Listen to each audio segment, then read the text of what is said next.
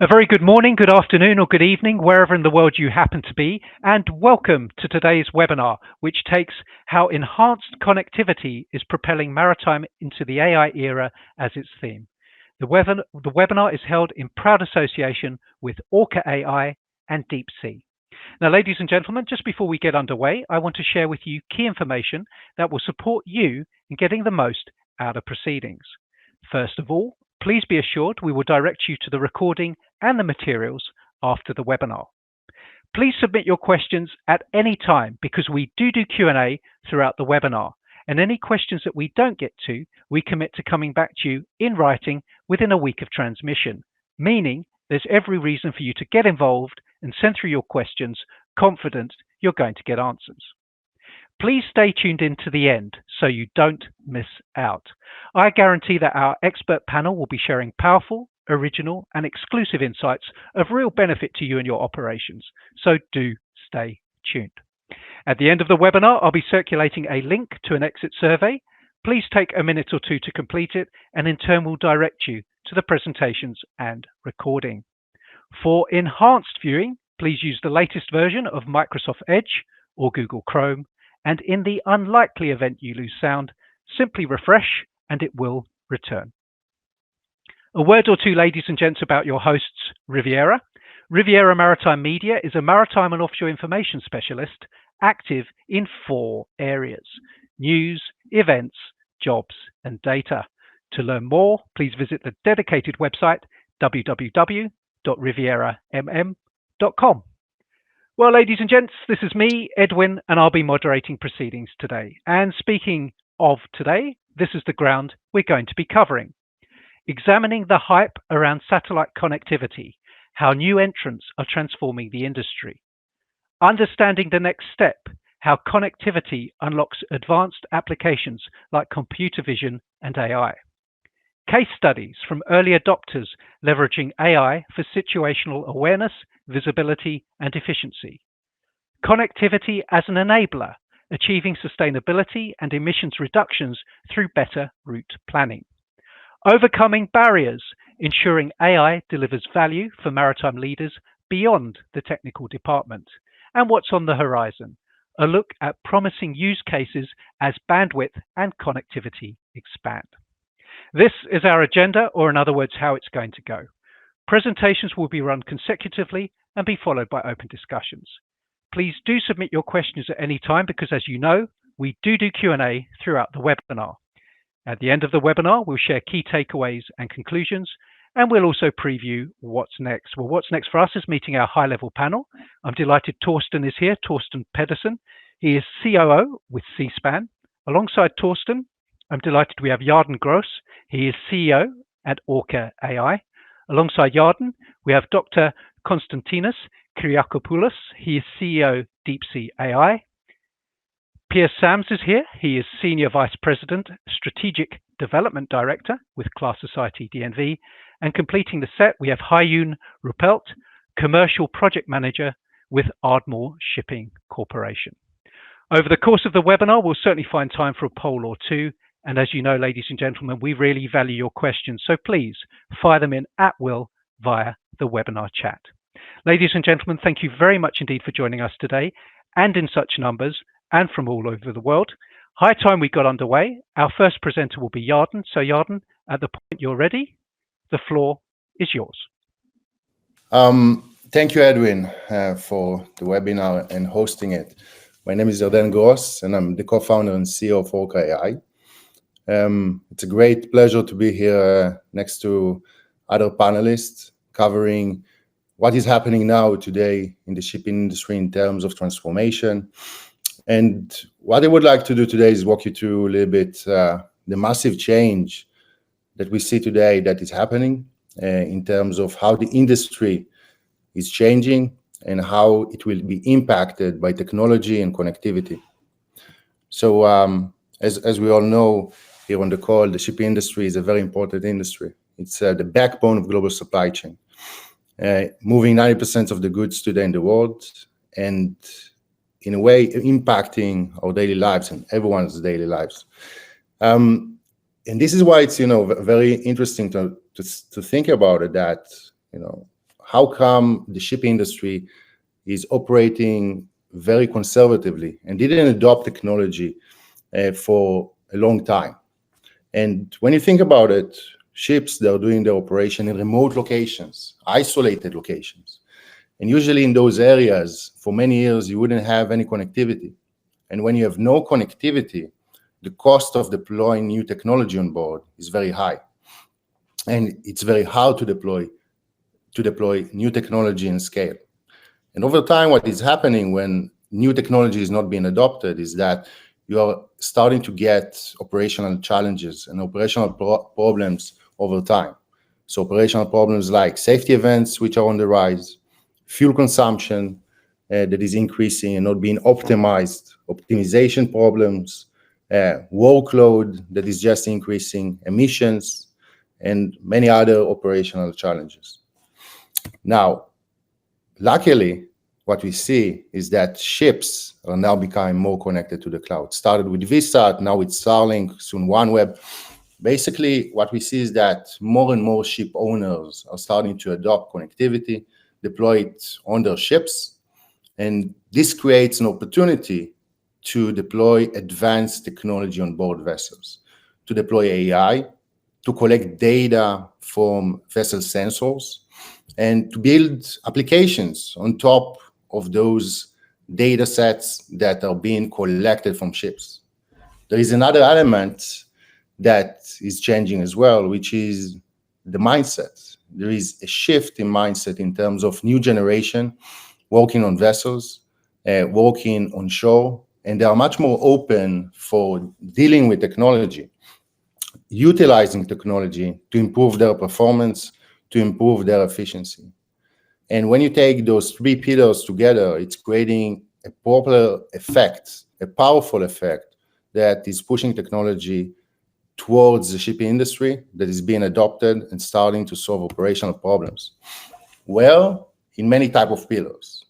Pillars, for example, like predictive maintenance, cargo monitoring and management, automation on ships and navigation, like we see, for example, progress in autonomous shipping and autonomous capabilities that we'll see also in the future. Crew well-being, which is, I think, one of the key pillars and something that is very important for people that they will want to work on ships in the middle of the ocean, but they need to have capabilities like any other worker in any other office to be able to talk with their families, to be able to watch Netflix if they want, and to live, a better life on ships. Route optimization that has direct impact on fuel consumptions, emissions. So there are many pillars that are starting to change, and the big enabler for that is connectivity and data that is being uploaded. And why data is so important, or actually why data is crucial and connectivity is crucial in order to deploy new type of AI and to deploy it at scale. The reason is that AI is not just an algorithm, and AI is actually powered by a lot of data that is being collected. So more data, you're getting better AI performance, better type of models, better type of algorithms. So how do you do that with connectivity? Is collecting data from the ships to the cloud. Once the data is being collected, then you're transforming the data to a data set. The data set is basically the ground truth of the data. And then once you have a data set, you can actually take it through training processes. So basically the model is being trained on those type of data sets. And what you get after that is a trained model with good performance. After testing, is being able to be deployed back to the fleet in scale with a press of a button. Now, you're getting more data, I would say like a vicious cycle. Getting more data, you get better performance, you get better models back to the ships, and then you collect again the data and deploy a new type of a model.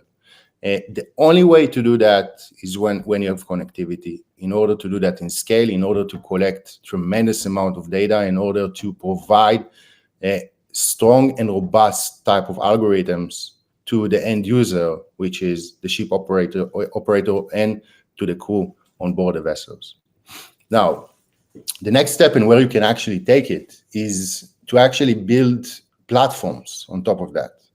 And this is what we do with Orca AI. We are building an operational platform based on AI to improve and to serve different type of stakeholders.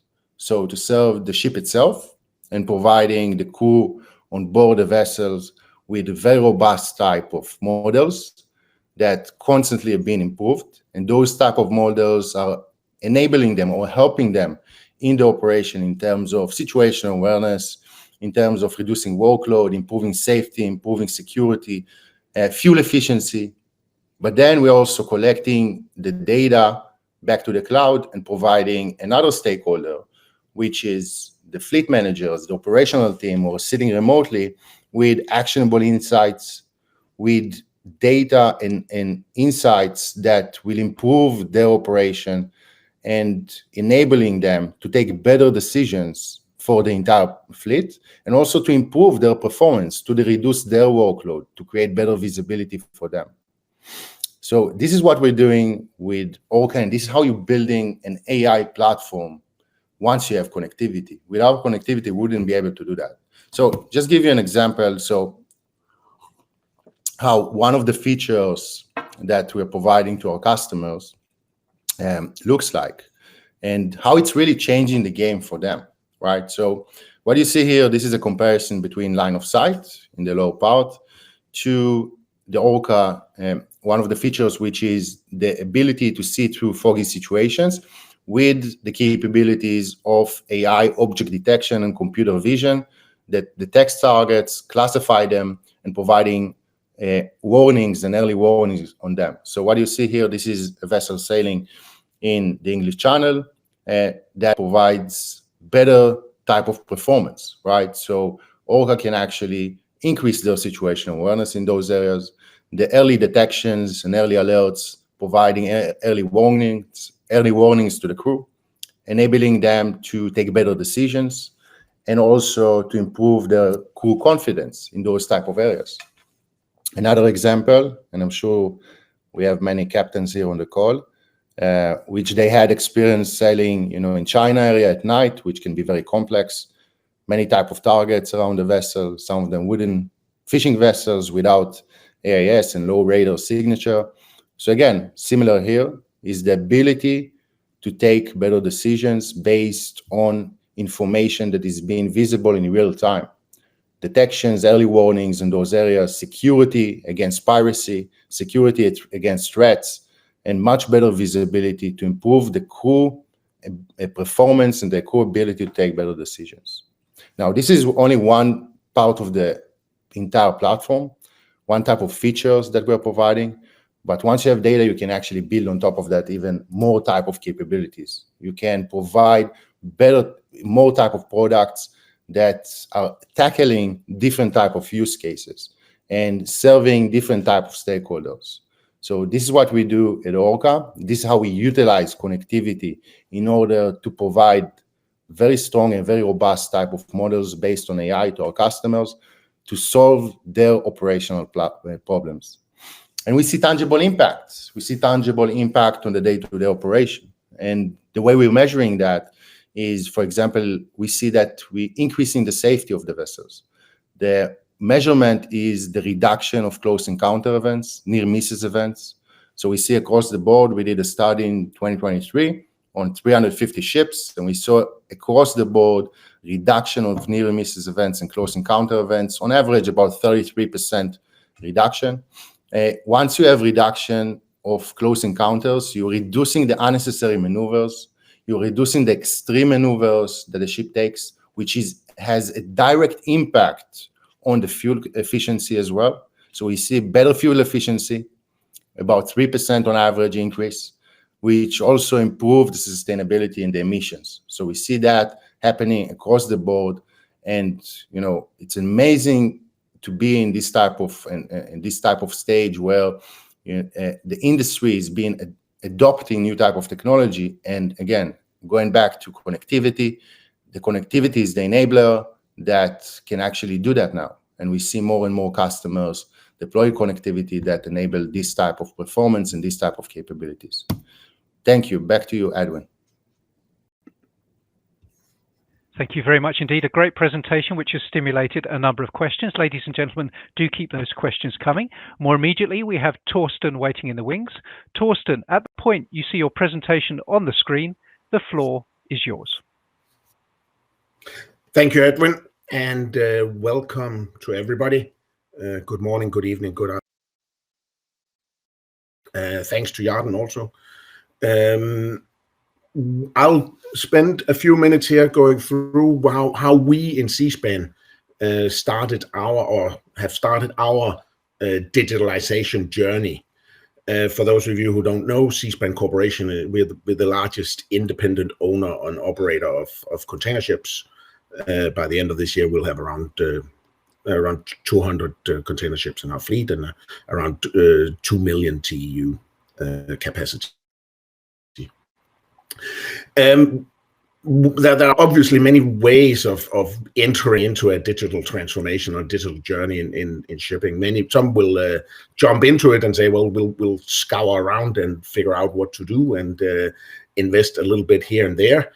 That's not a model we adopted with, as I said, with 200 vessels. That can be a very, very expensive exercise.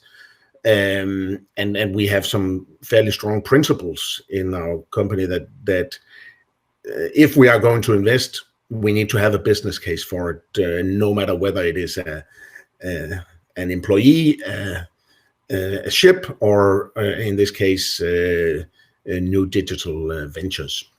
So we sat down and said, okay, but what is our position in all this, and how should we develop our digital strategy, and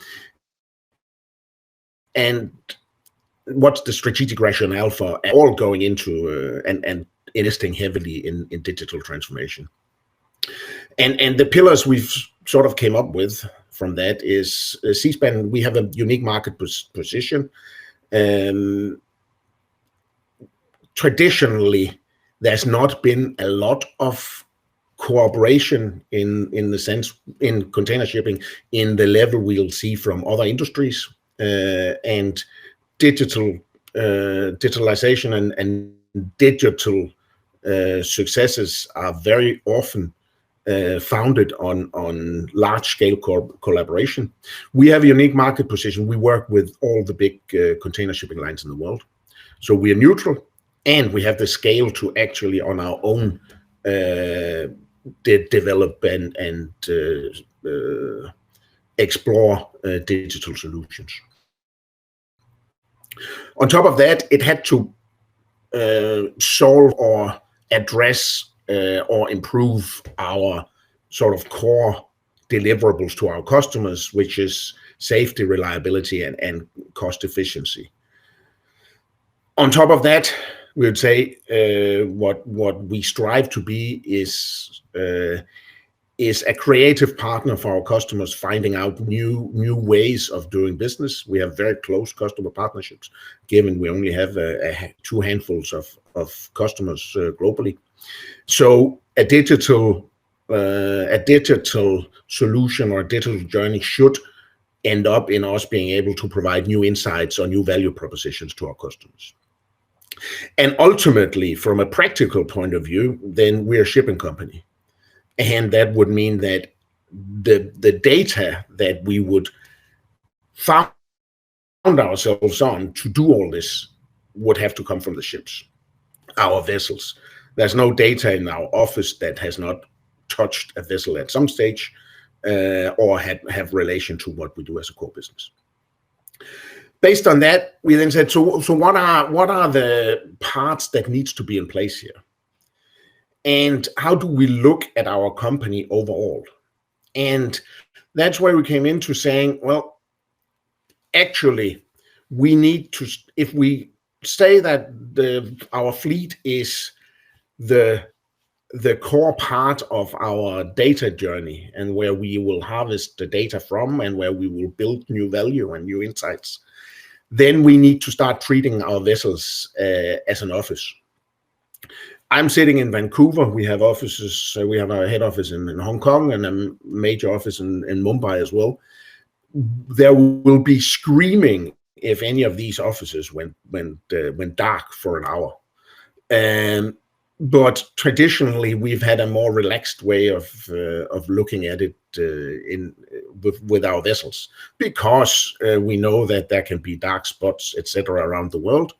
But we had to start treating the vessels, each vessel, as an office, that whenever something went wrong, there would be an instant response to it. And the way we would upgrade equipment, hardware, and the way we would upgrade software would also be addressed the same way as we would do in an office. When we did that, and when we applied that lens, there were a number of things that we could see that would happen. One, cybersecurity on our vessels would actually improve. The biggest risk we found, and I think many in our industry has found, the biggest risk to cybersecurity on the ship, actually the USB sticks you use to upgrade software. We will now do that centrally in a push like anywhere else. And we would have to set up a follow the sun IT support model.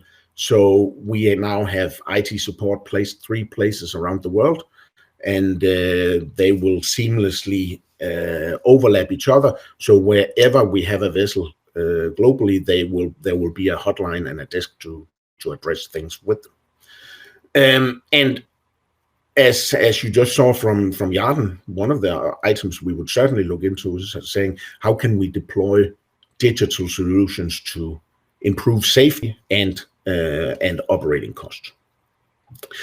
A big part of this, and I think many of the audience here have probably had a lot of good ideas about what to do with digital tools and how to invent new things in the digital space that could be used for shipping. One of the challenges have been the connectivity has been spotty, and it's been very expensive, which has killed most business cases. And that's where, for us, the big sort of step forward was when we adopted Starlink, where we ended up getting a lot better connectivity and at a lot cheaper price. And suddenly, a lot of the business cases that we had lying around in drawers could be taken up, dusted off, and suddenly started looking interesting. We now have Starlink deployed across the fleet globally, and that becomes then the foundation to say, what do we build on top of that? We had 2 or 3 projects that we knew could support in their own right. The benefits from those projects could in their own right support a Starlink deployment. But we are now in a position where we're saying we're fine with those projects, and now we've let it go a little bit and saying, well, it's now up to our fleet and our operational and commercial teams to say what could be nice to look at now as we have a foundation based on low orbit connectivity.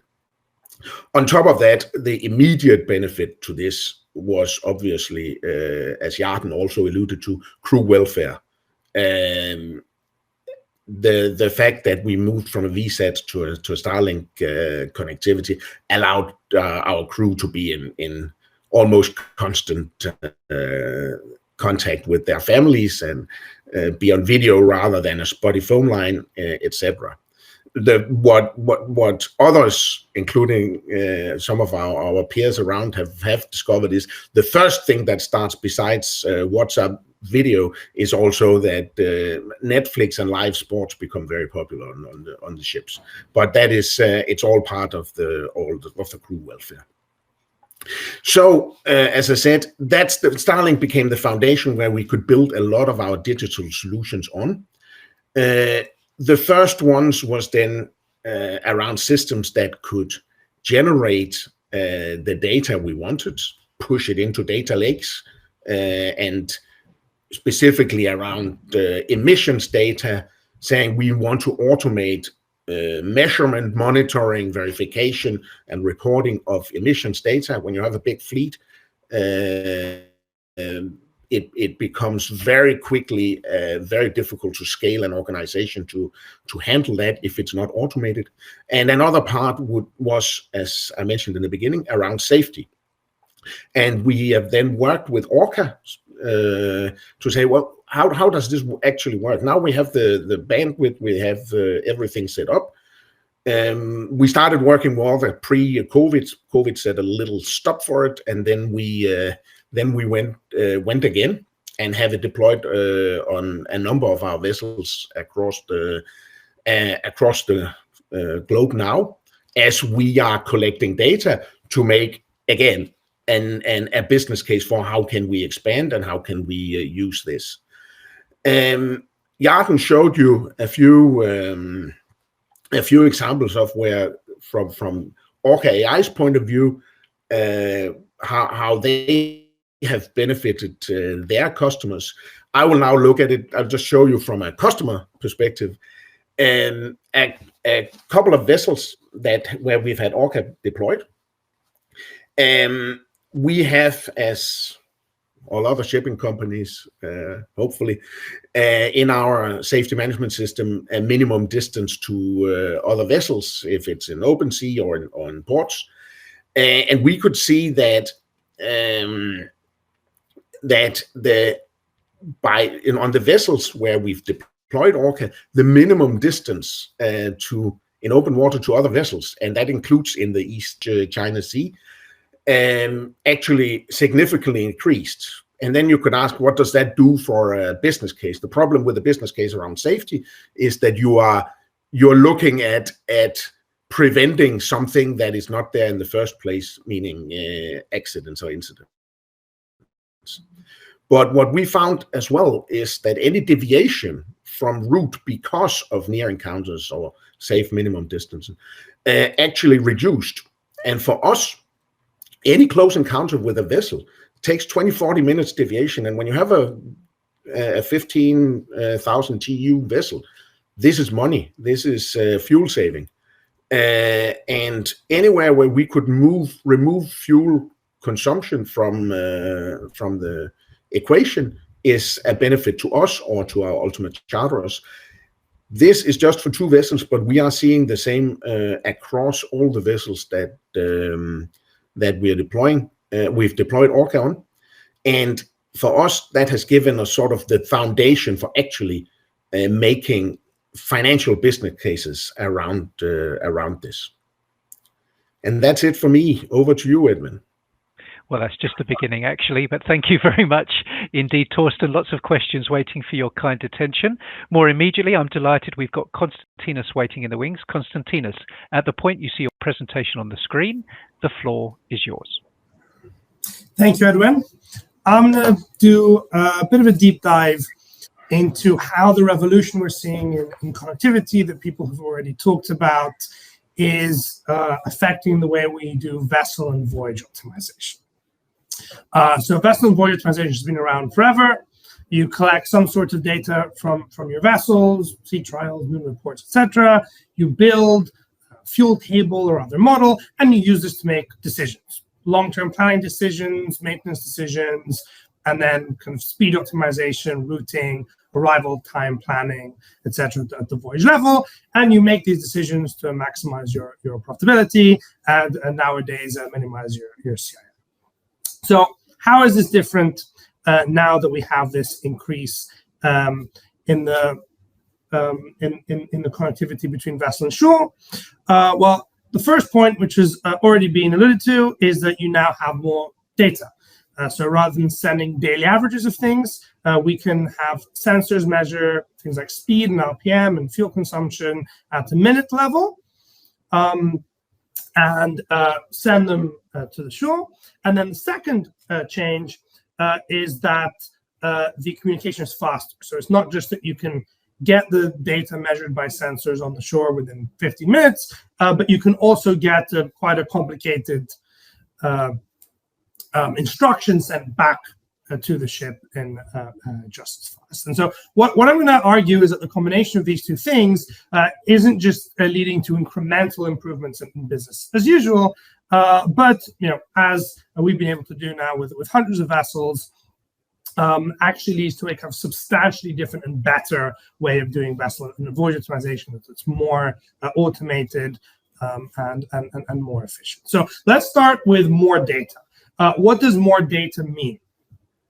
So it means two main things. So first of all, moving from the day level to the minute level is actually a step change, because it goes from a situation where you're measuring things at a rate that's slower than the rate at which they're changing. You're now measuring them at a rate that's faster than the rate at which they're changing.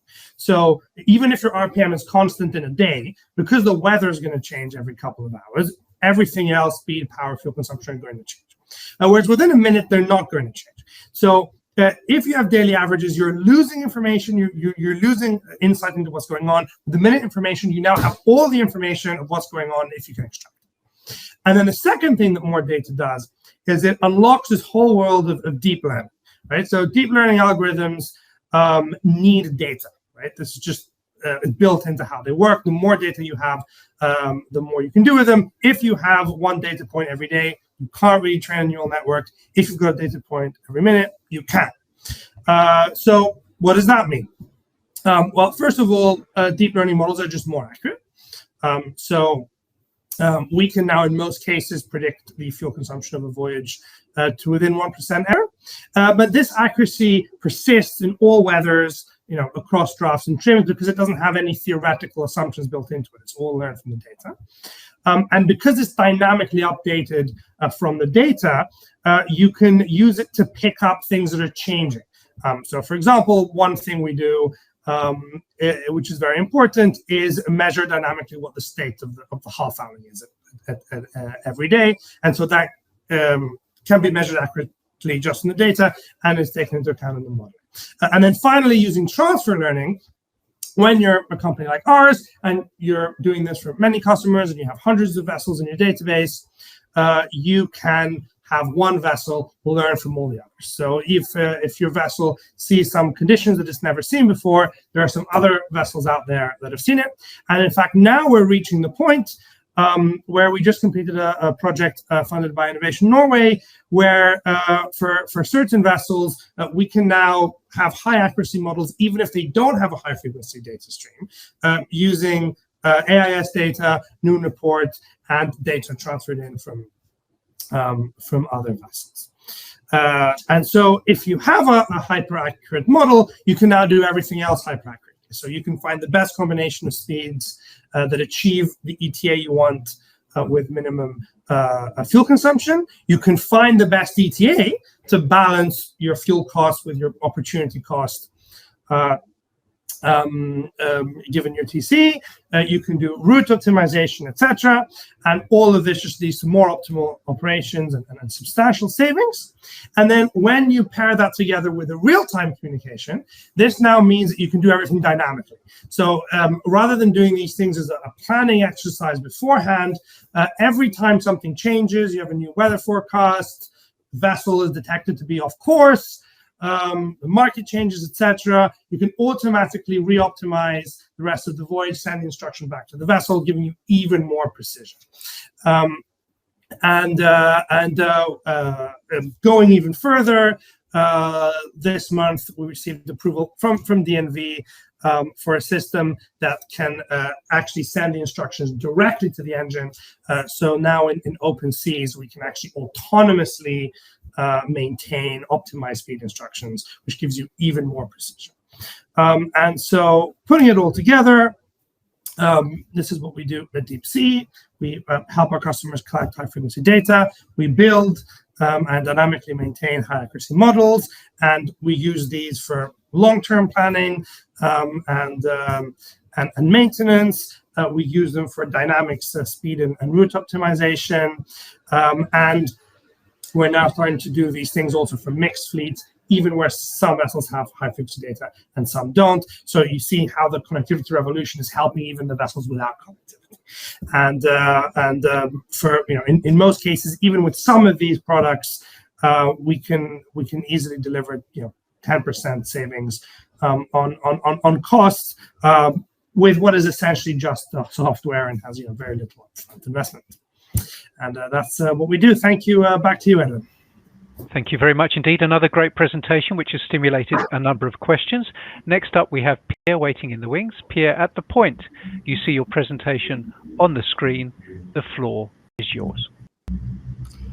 Thank you, Edwin, and good day to all of you. And thank you for inviting DNV to share some views on how enhanced connectivity is propelling the maritime industry into the AI era. At DNV, we see connectivity as a very strong trend, and we say that it is in this decade, actually, when the world fleet will become connected.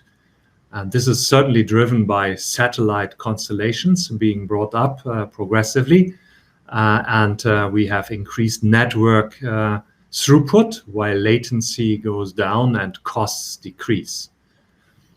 And the development of AI algorithms will obviously benefit from that connectivity, as we have heard from Yaden, through massively increasing amount of data coming from the ships. And that will enable a wave of optimization. And Konstantinos just showed us examples of that. And the ship will essentially become accessible like a machine on a factory floor, or as Torsten said, as an office. And one could say this is very much needed when we look at the necessary greenhouse gas emission reductions that we as an industry need to implement.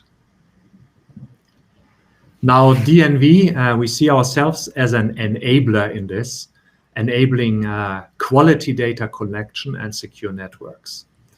And when we look at, for example, our class notation SMART, that refers to a number of technologies and procedures such as data collection infrastructure, the presence of data quality and cybersecurity management schemes, the use of electronic logbooks, but also data-driven verification. And these are all elements that will be enabled to a larger degree.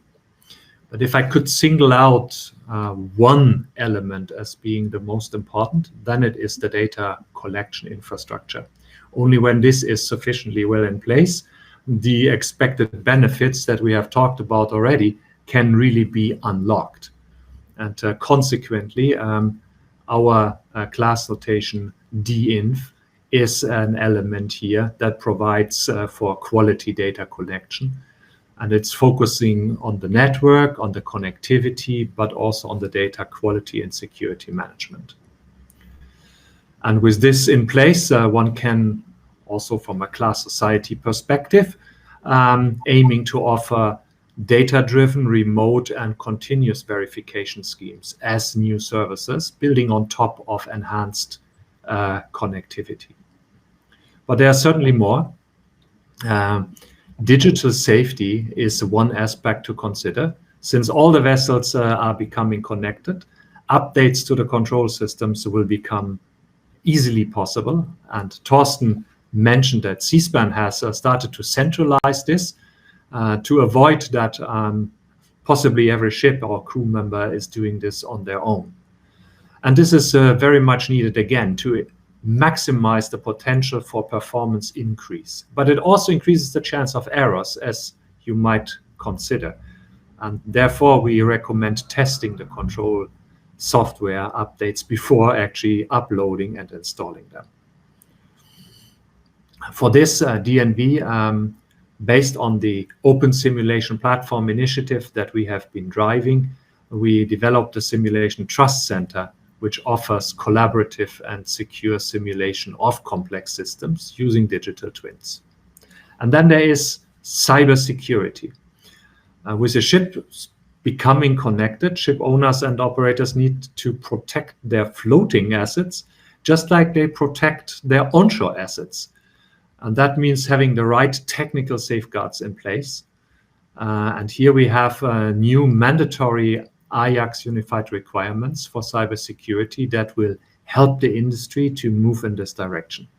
But let me add, that still leaves the crew and the ship management personnel to become trained. Like all of us are trained in our office activities to avoid common attacks and threats. Last but not least, and closing the loop to AI, DNV has recently launched a new recommended practice on the assurance of AI-enabled systems, which is like the new frontier that we see in quality assurance. Our recommended practice can provide guidance on how to assure those systems, making sure they are trustworthy and managed responsibly throughout their entire life cycle. And that concludes my short presentation. Back to you, Edwin. Thank you very much indeed. Great presentation. There's certainly some questions waiting for you. Next up, I'm delighted we have Hayoon waiting in the wings. Hayoon, at the point you see your presentation on the screen, the floor is yours. Perfect. Thank you for the introduction and for everyone for their attention and patience. We only have about 5 more minutes of presentation, so hang in there. By the end of the presentation, you might get sick of the fish that's on the slide, but hopefully it'll leave a lasting image of what today's webinar is all about. So let me dive straight into my first slide, which has a flying fish on it. Disclaimer, despite the name, they don't exactly fly through the skies, but through adaptation and change, they actually learned to propel themselves out of the water and then glide back into the water full 200 meters ahead of where they came from. So how am I going to manage to relate this to enhanced connectivity and shipping? Bear with me. So I think a lot of the topic has been covered already, but if we take a step back and recall that for a very long time, and even today in some cases, the only way to collect vessel data, voyage data, was via noon reports. And I'm not going to talk about telexes on this webinar. Once a day, regardless of weather, miscalculated routing, and even human error, we were happily accepting 24-hour-old historical and average data and use that to analyze and provide reactive adjustments. Much of the analysis was done manually by downloading it into a spreadsheet or Power BI, then to analyze it to allow us to forecast and then to optimize afterwards. So let's look at hull cleaning, for example. From initial download of vessel data to analysis to getting the hull cleaned, it could easily take up to 3 to 6 months. That is a very long time. How much does this time cost? Let's say 1.5 tons of fuel over 5-year cycle at average $700 per ton. That's $250,000 a ship per year, or let's make it more impressively, $1.25 million per ship over the cycle. Now I realize that this is oversimplifying the case, but the point is made. Now, due to the enhanced connectivity, live data can be tracked and continuously analyzed, which means we can make decisions on the spot to hull clean or not in a matter of days. I'm only speaking about fuel efficiency in this example, but recent progress in connectivity obviously plays a huge role in crew welfare, which has been mentioned by other panelists so far. And even training has become more engaging via platforms such as Teams and video clips, which now can be watched without lags on board. So how do we become like the flying fish and simply do it better? Fun fact of the day, flying fish can propel themselves out of the water at speeds of more than 56 kilometers per hour. That's some speed if you think about it, but also very important reason for its survival.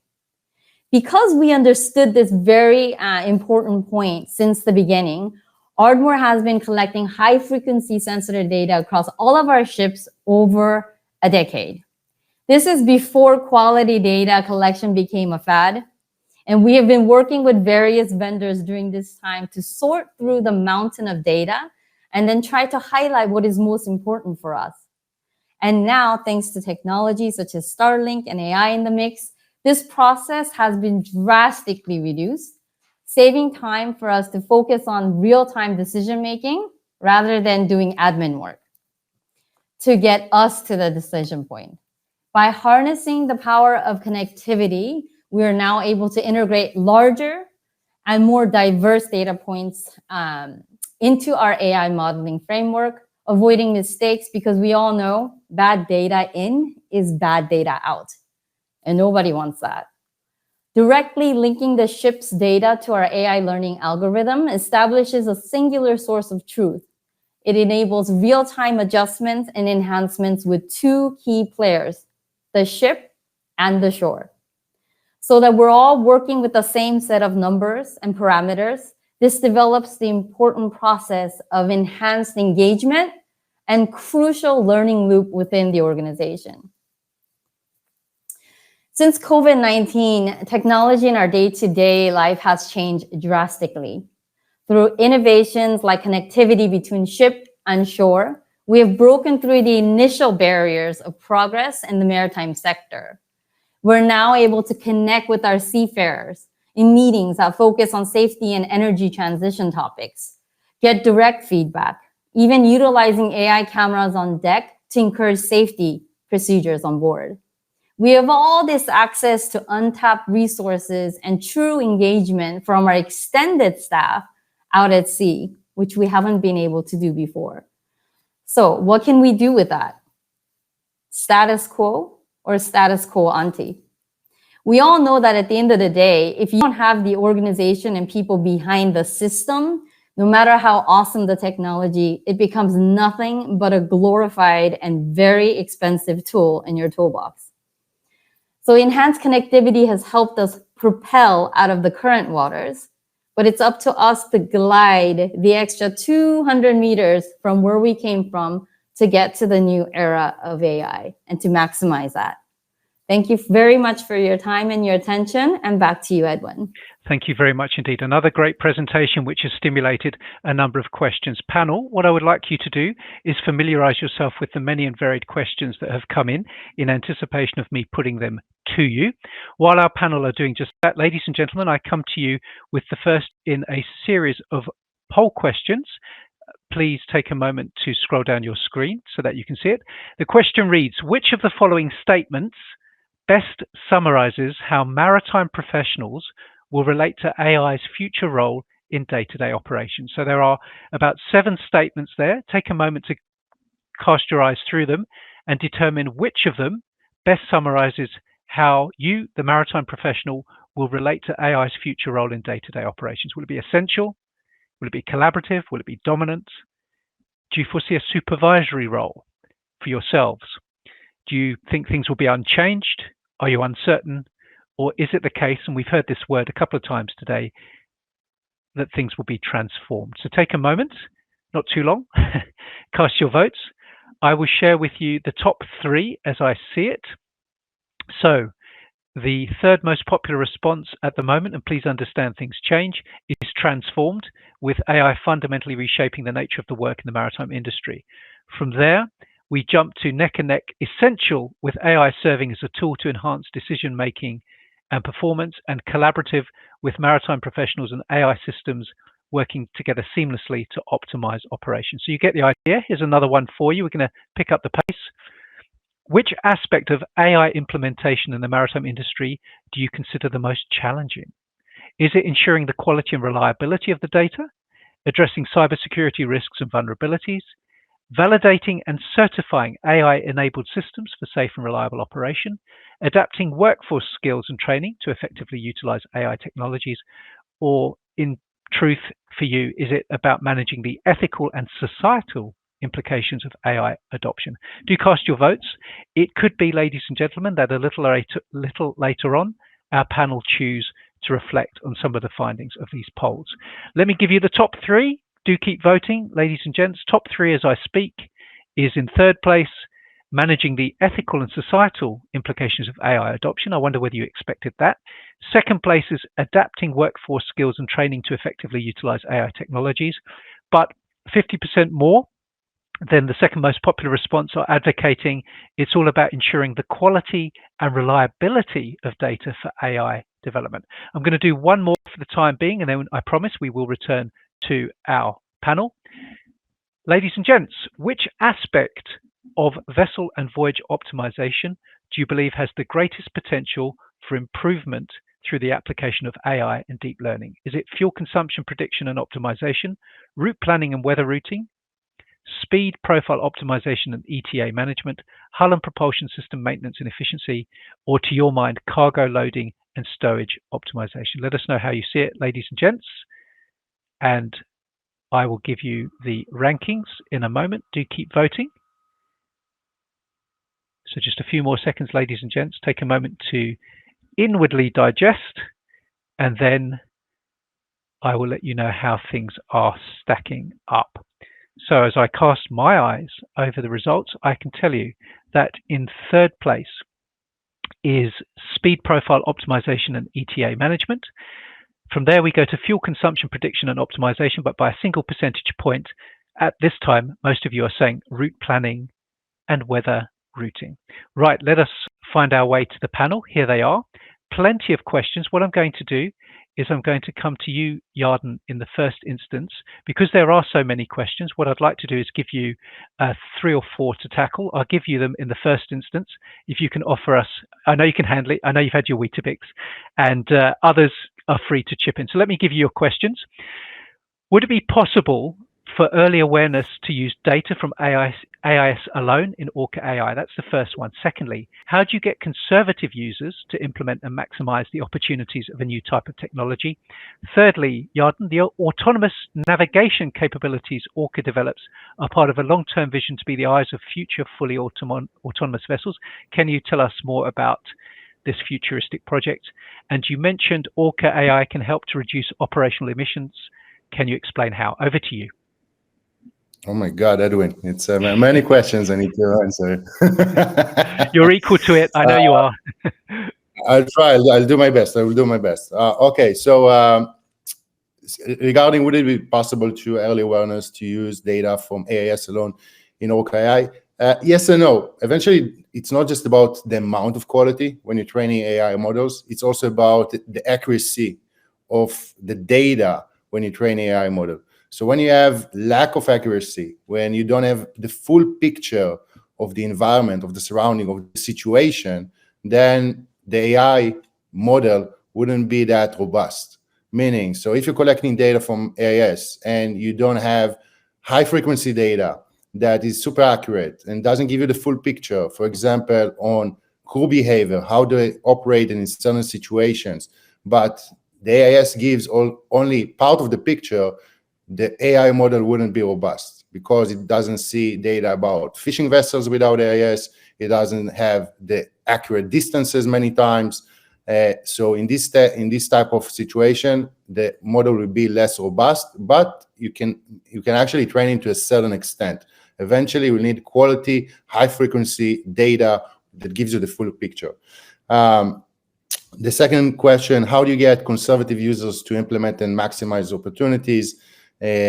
So here it's about awareness and it's about training and onboarding. So first of all, you need to train the crew, and this is what we're doing with Orca. We have a certain process on how we are training the crew and utilizing the technology, how we're measuring as well the usage and the utilization.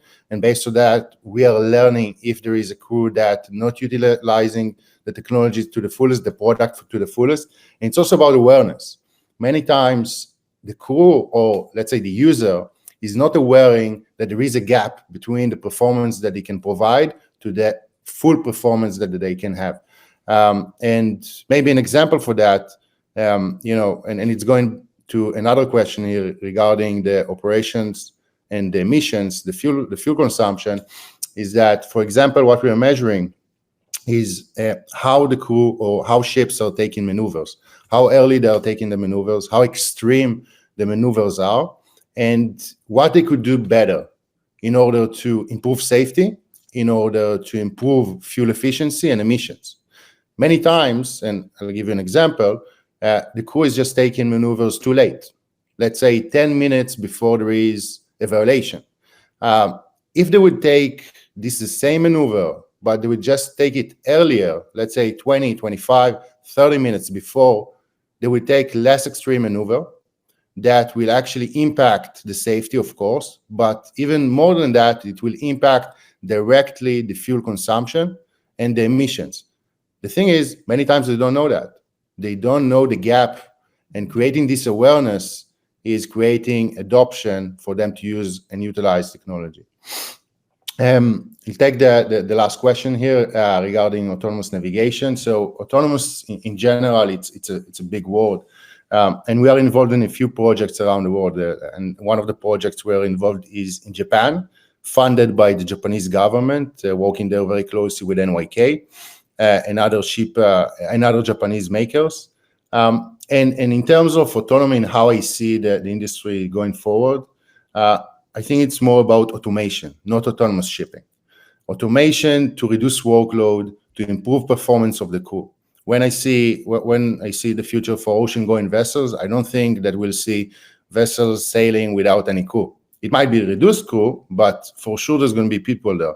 And the AI and the automation will enhance their capabilities, improving their performance, improving the ship performance, and automate parts of the voyage that usually it's very, let's say it's not that hard to do for a computer, and they will take manual actions when they need to do and when the situation is a little bit more complex. So for example, sailing in the open water can be automated and can be optimized in terms of fuel consumption. But once you're getting into stormy weather, once you're getting into the port, once you're getting into canals, then you need higher level of intelligence. And then you have the crew that can actually operate and take the control back to themselves and doing it in a manual way. And then they're going to be also in their top game because they're not going to suffer fatigue over, doing their duties for days and hours, just, middle of the ocean when you have blue sea, blue skies, and not much more than that. Hopefully I answered all the questions. Back to Edwin. Thank you, Torsten. Much appreciated. Konstantinos, I noticed you sort of nodding in agreement there. Did those answers resonate with you? Yeah, I mean, I think I then covered all aspects of that very well.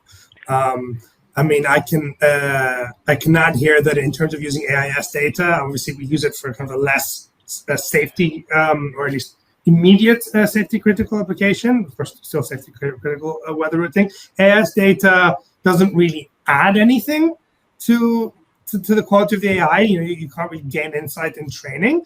But if you already have an AI model from other vessels, you can kind of use it to make predictions. Right? So it's we find that in the best situation if you have high frequency data on every vessel, but if you have a mixed fleet and you kind of give us something with a vessel with high frequency data, you take something out with the ones that don't. It works. And then in terms of autonomy, again, I mean, we're very aligned with the approach that Jordan points out. Right now, what can be done is automate the OpenSea, automate the part which is speed optimization, maintain the speeds automatically. The work that's kind of quite repetitive for the officers, but also can be done more efficiently, autonomously, and then doing maneuvering and doing these more complicated forms of operations is a longer term project. We're actually part, I believe, the same Japanese government funded project that Orca is on the autonomous vessel for 2026. So that stuff will come, but it will come later. Thank you.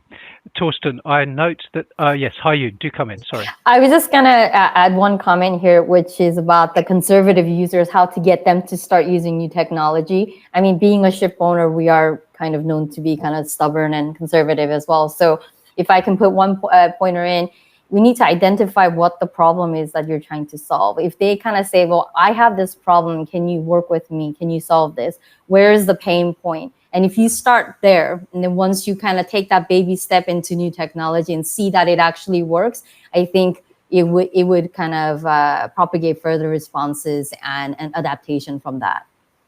Thank you. Torsten, I was going to say, I've noticed there are quite a number of pointed questions for your account as a ship owner, so I'm going to put you through the same mill as I put Yarden. 3 or 4 questions for your kind consideration, others to chip in. Torsten, what are the potential challenges or limitations of relying on Starlink for maritime connectivity, such as coverage gaps or performance issues, and how does C-SPAN mitigate these risks? Secondly, what specific metrics or key performance indicators are you using to measure the success and value of your digital transformation efforts? Thirdly, how do you ensure the security and privacy of the data collected and transmitted through the digital systems, especially when sharing information with charterers and other stakeholders? And that may resonate with others on the call. And the final question, and then happy to hear from you, what lessons, bit controversial, but what lessons has C-SPAN learnt from the failure of industry collaboration initiatives like TradeLens, and how does this influence the company's approach to digital transformation and data sharing? Over to you, Torsten. Thanks a lot, Edwin, and thanks for the questions. Very relevant. I'll try to take them succinctly in order. Starlink is the main tool for connectivity, or the main source for connectivity we have, but we have VSAT backup, and we are actually in the moment looking at how do we also optimize our backup for Starlink, because there are dark spots around the world that cannot be sort of taken away, but we have not let go entirely of our VSAT connection. But Starlink will. Data so far from our fleet is actually that 95% of our fleet has been covered 97% of the time globally by Starlink, but more wants more. So and we want to make sure that we are not out of range or out of connectivity at critical situations. So we have backups in place, and we are in the process of optimizing those backups. Then specific metrics, key performance indicators, that depends on the project. As I said, we are doing a business case per initiative we are doing. Some of them is to drive operational and cost efficiency, then obviously measuring the cost or the efficiency, you could say the efficiency improvements will be the measure. Safety, as I mentioned, is a little bit of a tricky one, because you are sort of trying to measure the absence of something that doesn't happen and saying, well, instead of only happening every 10 years, it now only happens every 100 years. That becomes a little bit of a problem. That's why when we work with Orca, we actually found there's some cost savings that can drive the business case as well. But the KPIs, I can only encourage people who are going through it, sit down, go through what are we actually trying to solve for, measure that. If you can't measure it, there's typically a proxy for it,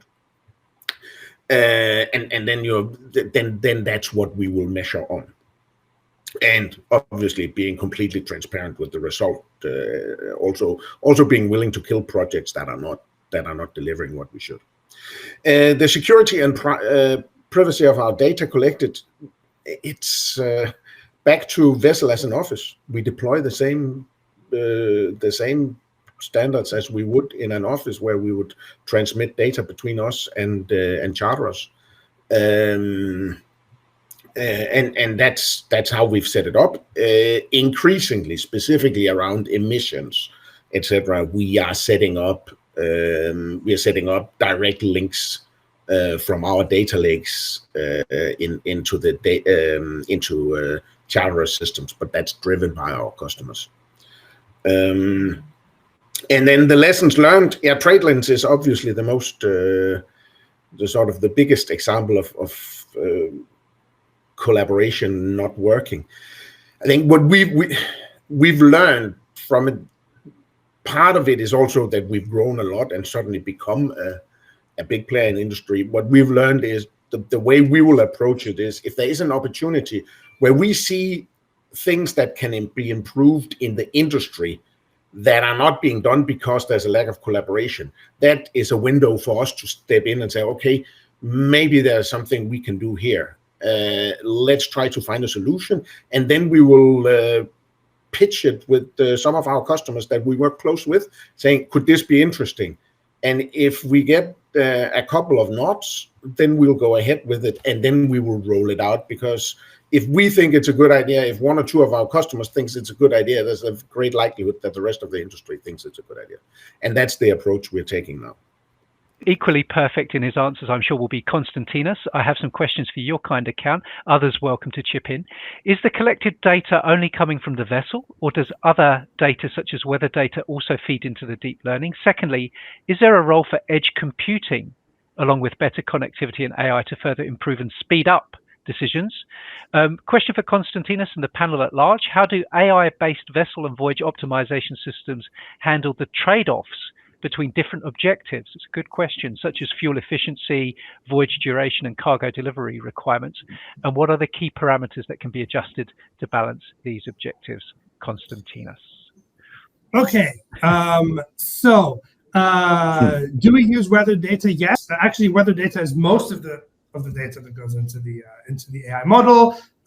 What we need from the vessel is very precise location of where it is, and then we look up the weather from there. And then we also use AIS data as well. So we have these third-party sources. And then we use hindcast data in training the model, and then forecasts when we're doing optimization.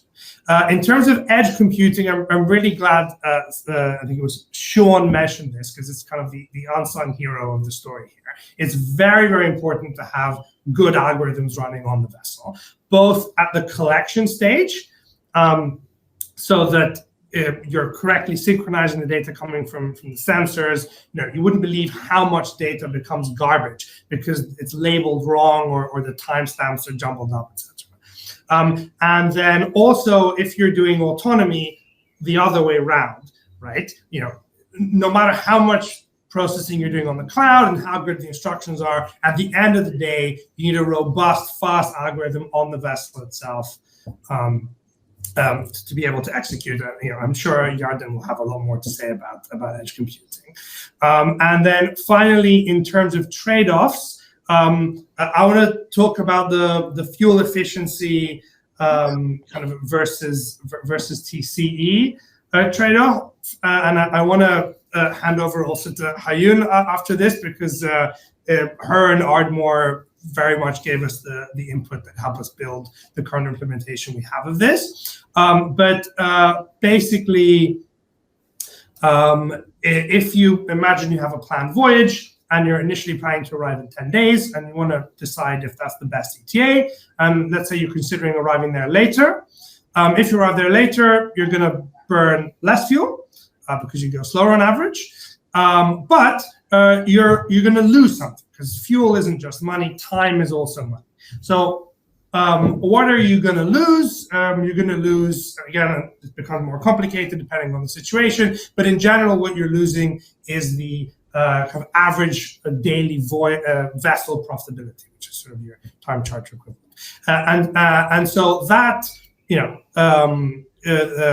good commercial manager can figure out. Where the AI model comes in is that we can predict very accurately exactly what the fuel consumption gain is by slowing down. And so by balancing that against your opportunity cost, you can calculate exactly what the right ETA is in order to have the optimal performance. Yarden, Hayun, you were mentioned by name, so I think it only fair to give you right of response. Perhaps Yarden first, and Hayun, and Pierre, if you have something to add, you're most welcome. But first, Yarden, perhaps. Yeah, so regarding edge computing is key. You need to have edge computing, very robust type of algorithms in many type of levels, starting from the data collection. Most of the data is sea, blue skies, not relevant even for training. Only about 5%, even less, of the data is relevant to train the AI model. So you need to be able to have algorithms on the edge that knows how to collect data in the relevant and in the optimized way, how to create a priority queue, how to upload the data. So this is the first step. The second step is the model itself, or the number of models themselves. It needs to be installed on the edge and basically to do real-time calculations and produce real-time information and insights to the users. So edge is the key. And of course, everything is working seamlessly with the cloud, but needs to know how to work on the edge as well. Thank you. Hayun, you were mentioned by name. Thanks for that. I actually took notes before you started answering, so I did want to kind of comment on the trade-offs. I don't want to give away too much of our secret sauce, but I think Konstantinos mentioned it very well. But basically, it boils down to what is your priority. Sometimes it's speed, sometimes it's consumption, and sometimes it's your opportunity cost. And every voyage has different priorities. So being able to have a system that can be nimble and that can adapt to what your priorities are and to give you the best information based on what input you put in. Say, like, today, I want to go as fast as possible. What can you do for me in terms of routing and in terms of consumption? Tomorrow, I actually want to go as slow as possible, et cetera, et cetera. So first, determine what your priorities are. Then your trade-offs will be quite easy to figure out, which DeepSea has helped us really get there. So thank you. Pierre, was there anything you wanted to chip in? Yes. Yes, absolutely. This relates to the edge computing. I mean, the vessel is the edge, you could say, and it is most important, considering the safety of the ship, that all the algorithms on board can actually work in isolation, i.e., when the connection is lost. So that's most important from a safety point of view. We know that the algorithms will regain sort of connectivity, and then they can be updated and possibly retrained, and they can sort of send data back to shore for additional training. But it is most important that they can work in isolation. Otherwise, I don't think that will be acceptable. Thank you. Thank you. Well, Pierre, now I have you. I'd like to put some questions in your direction, if I may. Others welcome to comment. Can you explain the purpose and scope of DNV's recommended practice for assurance of AI-enabled systems and how it supports the reliable implementation of AI in the industry? Secondly, what are the main challenges, and you're well placed to answer this, in validating and certifying AI-enabled systems in the maritime context, given the complexity and variability of the conditions, and also the potential for unexpected behaviors? What are the potential risks and limitations associated with the increasing reliance on ship data for AI development? Others may have something to say about that, and how can these be mitigated? And finally, would it be feasible, we spoke about emissions earlier, but Pierre, we want to hear from you, would it be feasible to develop a high resolution emissions dashboard with a delayed mode, e.g. a 1-week delay, if almost all commercial ships are connected and can share the emissions data in a harmonized way? Pierre, over to you, good sir. Yeah, thank you. And I have already answered some of these questions. So let me come back to my answers. On the first, the recommended practice, purpose, and scope. So the recommended practice is set out to provide guidance on how to quality assure AI-enabled systems to make sure that they are trustworthy and managed responsibly throughout their entire life cycle.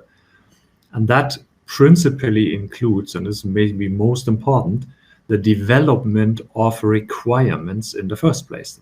What are the requirements for such AI-enabled systems that you can check or test against? And then it is giving guidance how to demonstrate compliance against those requirements.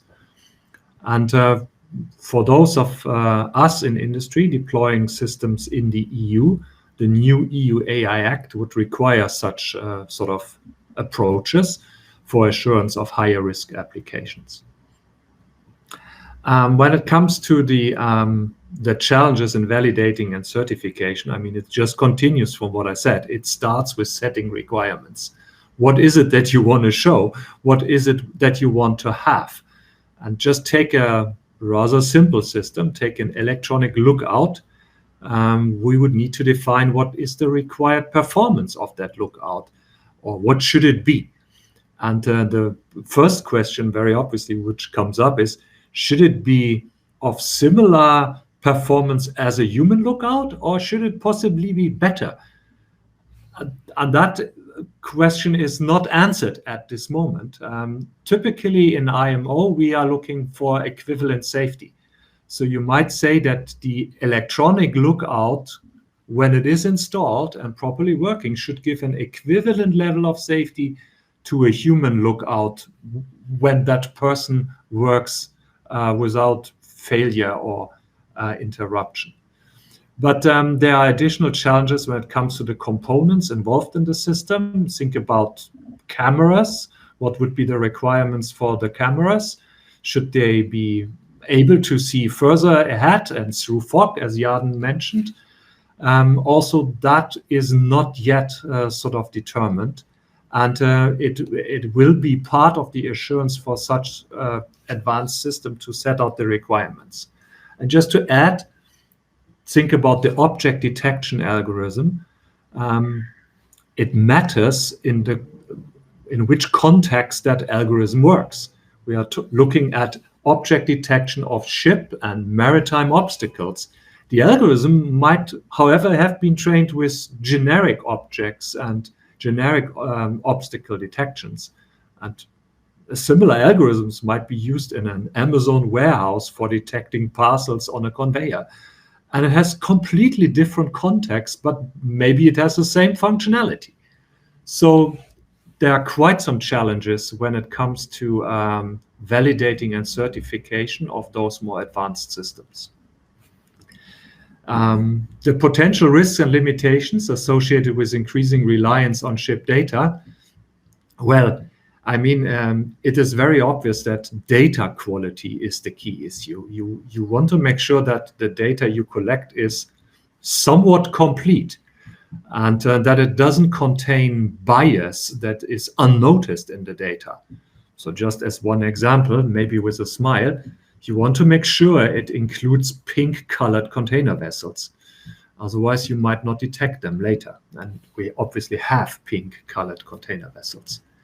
So that's, I believe, good advice on that one. And when it comes to high-resolution emissions dashboard, I answered that I don't think this is practically feasible today.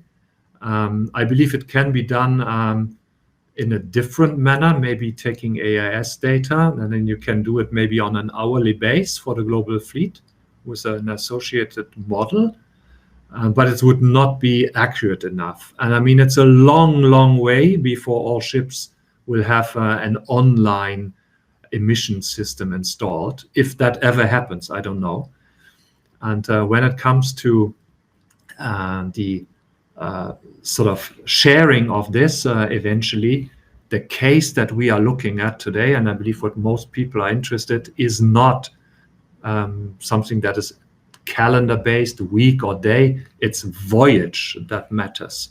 That is what cargo owners are looking for as principal users of this information, a voyage-based data set. I believe that is what current users are looking for. Thank you. I saw Konstantinos and Haiyun, you on that last point, you seem to be in agreement. Konstantinos, that resonated with you? Yeah, sure. I mean, that's what we give our customers as a dashboard of voyage by voyage. You know, what was CII before, what was CII after, what was the difference, and then obviously we also optimize the voyage by voyage level. I think, you know, could it be made compulsory to give this type of data to the regulator rather than just giving yearly CII information? Is an interesting question, another question for us, so that this could all be made public. But in any case, I think just for the owner's own optimization, that's a very useful interface to have. Haiyun, I'd like to come to you with questions from the audience. What are the main considerations from your point of view for effective change management when implementing AI and digitalization initiatives in the industry?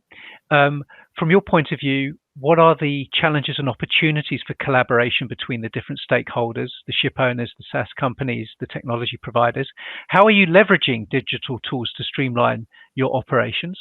Which criteria are you looking at when you select your technologies? And how do you measure your ROI when implementing new AI and digital products? Over to you. You don't make it easy, Edwin. Thank you. So one of the main challenges or considerations for effective change management, I believe probably Konstantinos and Jarden, you guys, and Torsten also, you guys know this better than I do, in a sense that, like I said before, you need to prioritize what is the problem you're trying to solve, and you need to identify that need of your users. Because if the users feel like their needs are being met and their problems are being solved, there's buy-in. But until there's that buy-in, change management is very difficult. people have a set of idea of how they how things should be, how they've always done it, and they don't see why it needs to change. So again, we need to kind of awake the common goal of the organization and how that directly impacts the individual, the user, at the end of the day, which is why I also spoke about the importance of getting your organization and the people behind you on project, because without it, without the buy-in, without the right change management, the project is dead in the water as you started off. In regards to the key challenges of collaboration is a little bit difficult in the tanker market. I think it's a little bit easier maybe in the container market, in a sense that, you know, there are collaborations and trades between, you know, allotments and things like that by putting your container on other people's ships, but we never put our oil in another tanker's ship. In fact, because they're so commodity driven, right? Because there is trade being made. Ultimately, the one piece of information that I have that I don't show you, that could be the difference between millions of dollars in your final sale. So collaboration is more difficult in the tanker space. However, I think there should be, again, a common goal of, in terms of sustainability or perhaps efficiency. If we can share these things, it would become a lot easier, because we're such a fragmented industry, to say, okay, I know you're gonna do your thing and I'm gonna do my thing, but at the end of the day, let's try to solve this one problem together. And if we can find that common goal, I think we can make further progress than we have. It's just hard to get everybody on board, including, as you know, even trying to integrate your software system with your current vendors and other platforms. Even that is a hurdle. So how are we supposed to collaborate and open this up to everybody, because you're going to ultimately want to protect your data? So if we can somehow protect our data and yet share information, that's possible. I don't know how to answer that. How are we leveraging digital tools to streamline our operation? I mean, as we explained before it used to be extremely manual, and we can do everything we're doing, to be honest, with without the tools that we've always had. However, with the tools, we become more efficient, right? Our process gets shorter, which means we spend more time problem solving and innovating rather than sitting there admin work trying to figure things out. So we've done a lot of things to shorten the time of decision making, of the analysis, and sort of to a point, and to even with our email system, we're all about collaboration and to streamline the data content, so that we can achieve the results, focus on the results rather than the process itself. What are the criteria do we look at when we look at technology? Honestly, it's fit. It has to be an organizational fit. In order to get to where we are, to choose our vendors, we obviously trial out and or deal with a lot of different vendors at the same time. And during the trial, you figure out what their values are, what their core product is, and how that fits into our organization. So ultimately, it's finding someone that understands your need and then who is willing to work with you to solve that problem. And that's very important criteria. And not only the sales part, but obviously post-sale follow-up, because a salesperson can sell anything. At the end of the day, if there's no follow-up and the product dies with no support from the team after launch, you know, that leaves a sour taste in our mouth. How do we measure ROI? This one is kind of difficult, even as we're trialing voyage optimization tools and SaaS tools. We realize that it's very hard to put numbers on, because your baseline has to be there, but was your baseline correct in the first place? And then when we see the hypothetical or the achieved savings, is that really, you know, what could have been saved, or what you saved compared to your baseline? However, you see it in your overall at the end of the year results, right? It's not like per day, per minute, but when you see less people working on paper and reporting, when you see more people giving feedback and communicating on how that voyage went and how that didn't go very well, the learning loops from each and every voyage and routing, I know these are soft touches and we're not looking at the ROI, but I believe that through this kind of improvement within the organization, you'll find that strategic value where you will be able to showcase that in your final end results. And that takes time. I'm not going to expect to sign up with Deep Sea and tomorrow I'm going to, report earnings of, we actually had an earnings call today. So, but we're not going to talk about making millions, within year one, but we're talking about that relationship and progress to improve ourselves bit by bit until we achieve what we can. I think I've covered everything. If not, you have. Just ahead of a couple of polls, Torsten, as a fellow ship owner, did that resonate with you? Yeah, absolutely. And back to how do you pick? We have the same. It has to be business driven. That's one. And then you pick based on what makes most sense. That's how you prioritize your. That's how you prioritize your projects or initiatives. Let it be business driven, then you have ownership, and then and you have stakeholders that are very interested in turning it into a success. Thank you. What we need to prioritize now is inviting our panel to consider their key conclusions and takeaways. While they do that, ladies and gentlemen, just some concluding questions for you, nice and quickly, please. Which area of vessel optimization has the greatest potential for improvement through the application of AI and enhanced connectivity?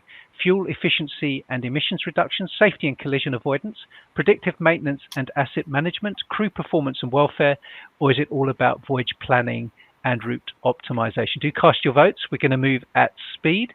The top three as I speak are as follows. Third place, predictive maintenance and asset management. From there we go to voyage planning and route optimization. The lead response, fuel efficiency and emissions reduction. Just do a couple more nice and speedily. Let's all take part. Which AI application do you think has the most potential to revolutionize the industry? Is it predictive maintenance, autonomous vessels, route optimization, or cargo management? Let us know how you see it, ladies and gents. Nice and fast off the mark there. I can see that the third most popular is predictive maintenance, but it's neck and neck, or it was for a moment, but now autonomous vessels is in second place, route optimization, the lead response. This is the last survey question for the session. Let's all take part. What is the biggest challenge in implementing AI technologies in the maritime sector? Regulatory, availability and quality, technical infrastructure, or resistance to change? We spoke about conservative owners a little time ago. Let us know how you see it. All four categories have attracted your votes. Really strong voting. Thank you for that. Third place, as I speak, technical infrastructure. Second, resistance to change. But most people, and this may or may not align with the expectations of our panel, are saying the biggest challenge is data availability and quality.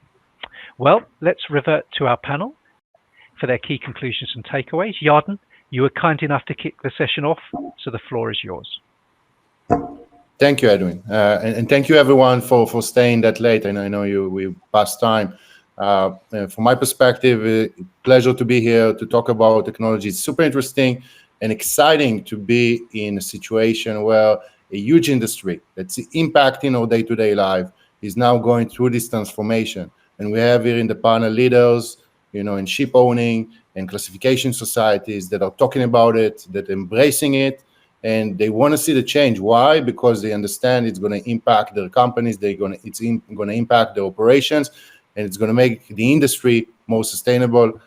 So love to be in this industry, and a great panel. Thank you. Thank you very much indeed. Torsten, the floor is yours. Sort of extending the comment from before, the benefits are out there. Often you tend to, as a company, look at what can I get out of it here and now, and how does it impact my immediate operating model. But often, if you take a bit of a broader view and they say, well, digital transformation and digitalization, if there are inefficiencies to be found in the industry or in the, you could say, in the overall system, then let's remove them, and we can always find out how we share the benefits afterwards. And then just a warning, obviously, all this comes with new risks that people have to address. But but also one that we know when we sit here in a panel and with people on the call and say, oh yeah, but all these 19 ideas are great. Just remember that if it all boils down to that this data has to come from a vessel, we also have to remember that the crew has a day job.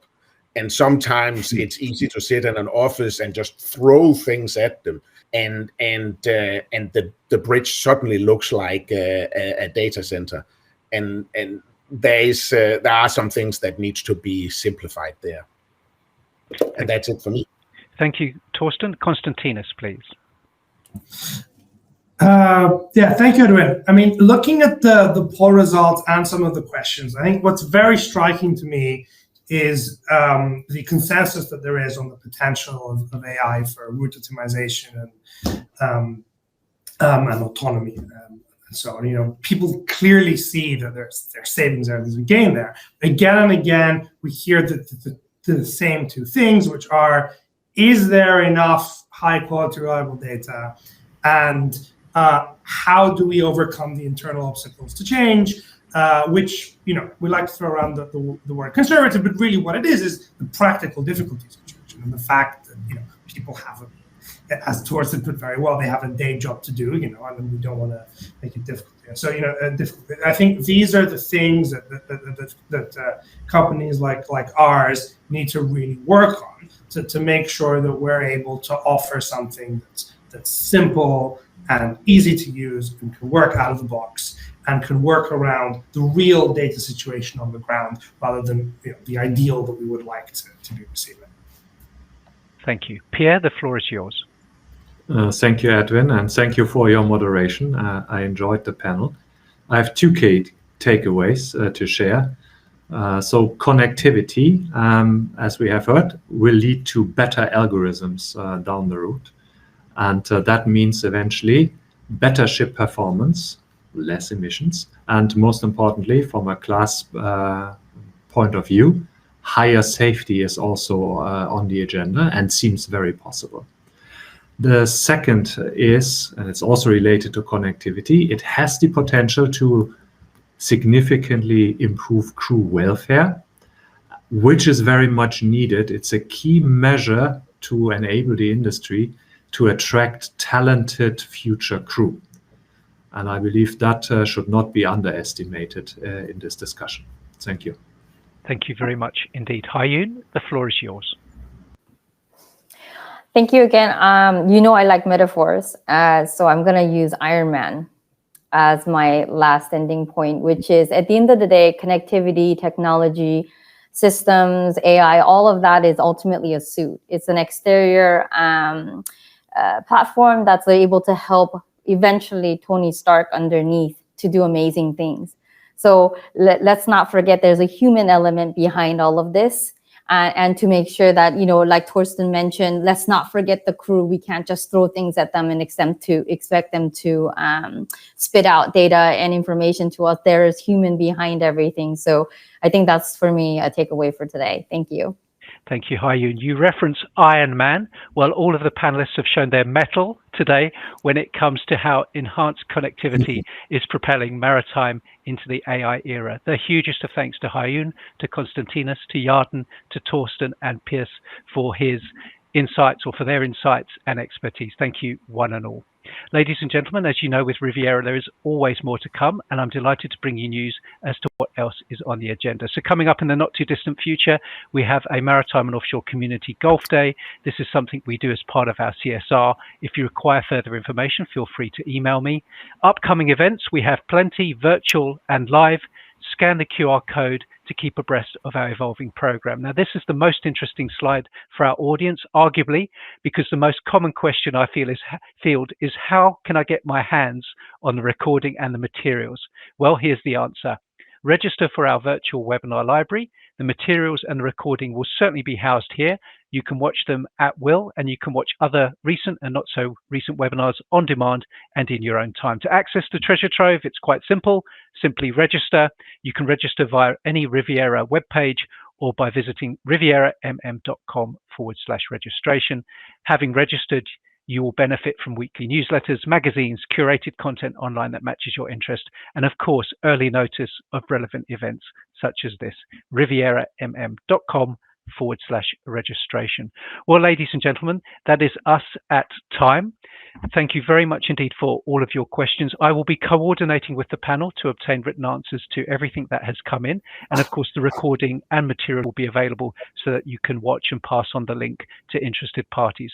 I'd again like to emphasize the huge appreciation we have for Hayoon, Konstantinos, Yarden, Torsten, and Pierre for today. And of course, today's sponsors, Orca AI and Deep Sea. So thank you everyone concerned at Orca AI and Deep Sea. Do let us know how you found it by clicking on the link in the chat. Wherever you happen to be in the world, ladies and gentlemen, please do stay safe and well. And until we next convene, good morning, good afternoon, good evening, and for now, goodbye.